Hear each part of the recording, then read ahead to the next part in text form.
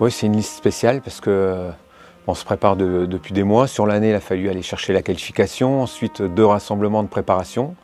Et puis on anticipe en tant que sélectionneur des espoirs, on sait que les listes d'espoirs, surtout en fin de saison, c'est toujours compliqué avec des problématiques.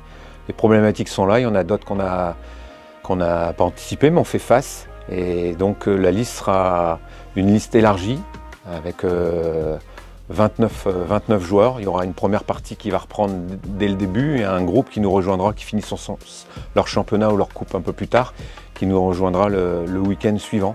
Il y a un noyau dur, il y a 22 joueurs qui sont venus à nombreuses reprises en espoir, qui se connaissent bien, qui connaissent les valeurs, qui ont une cohésion. Et puis on a un second groupe avec des talents identifiés. Je dirais que c'est la continuité du travail fédéral. C'est des plus jeunes joueurs qui ont été identifiés par nos différentes sélections, par nos staffs qui étudient tout le week-end les performances des uns et des autres. Et on a vu des jeunes avec du talent, avec des qualités complémentaires de nos joueurs du noyau dur. Et ça va leur donner la possibilité de nous montrer l'étendue de leurs possibilités, de leur capacité et d'intégrer le groupe final qui sera constitué de 23 joueurs. On a des absences par rapport à ce qu'on avait pu imaginer, préparer. Marnès en fait partie, il n'a pas été libéré par son club. Une des problématiques, c'est qu'on est hors des dates FIFA.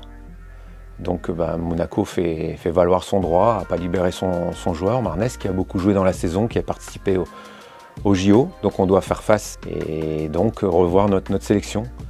J'aime à dire qu'un problème devient une opportunité. Donc l'absence de Marnès doit devenir l'opportunité pour d'autres joueurs de prendre du lead, parce que Marnès était un des leaders techniques. Du lead technique pour certains, du lead dans le groupe pour d'autres. Et donc l'espace libéré par Marnès va donner des responsabilités à d'autres joueurs. Et on peut anticiper, imaginer, mais dans les faits, on peut avoir également des très bonnes surprises. Une première semaine où on va remettre nos joueurs en jambes athlétiquement, c'est des jeunes joueurs qui seront arrêtés entre 7 et 10 jours. Donc on va les remettre en jambes, on va remettre en place nos principes de jeu et puis en parallèle rechercher cette cohésion, parce que dans des phases finales, il y a la qualité de jeu, il y a la qualité des joueurs, il y a l'efficacité, mais il faut qu'il y ait un esprit d'équipe, un esprit de groupe, une envie collective. Donc ça part d'une cohésion, donc il faut retrouver cette cohésion.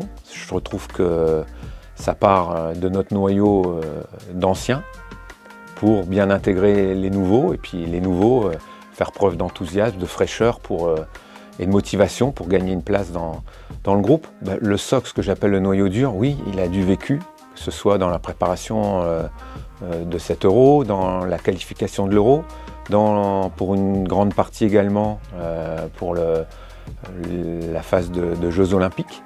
Donc ça, c'est du vécu, c'est de la cohésion, c'est des valeurs communes, c'est des valeurs partagées, c'est des souvenirs, c'est beaucoup de liens qui permettent de traverser des tempêtes. Et on sait que dans tout tournoi, il y aura, j'espère, beaucoup de grands moments, mais il y aura des moments difficiles.